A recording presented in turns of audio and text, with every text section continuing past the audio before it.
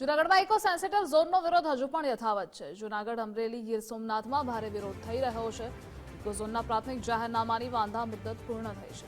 પ્રાથમિક જાહેરનામાની મુદ્દત પૂર્ણ સરકારના નિર્ણય પર નજર છે। વન પર્યાવરણ મંત્રાલયે 60 દિવસની મુદ્દત આપી હતી।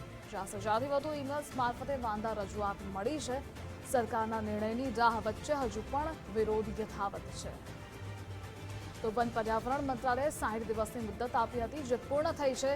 સરકારના નિર્ણય પર સૌ કોઈની નજર છે। ઇકો ઝોનના પ્રાથમિક જાહેરનામાના વાંધા મુદ્દત પૂર્ણ થઈ ચૂકી છે। 60 દિવસનો સમય આપવામાં આવ્યો હતો અને જેટલા પણ ખેડૂતોની રજૂઆતો હોય છે તે આ તમામ 60 દિવસમાં સાંભળવામાં આવી। જોકે જૂનાગઢ, અમરેલી અને ગીર સોમનાથમાં ભારે વિરોધ થયો હતો। અનેક વિરોધ પ્રદર્શન પણ થયા। ઇકો સેન્સિટિવ ઝોન જ્યારથી પ્રાથમિક જાહેરનામું બહાર પાડ્યું ત્યારથી જ આ વિરોધનો સિલસિલો ચાલી રહ્યો છે અને હજુ પણ યથાવત છે।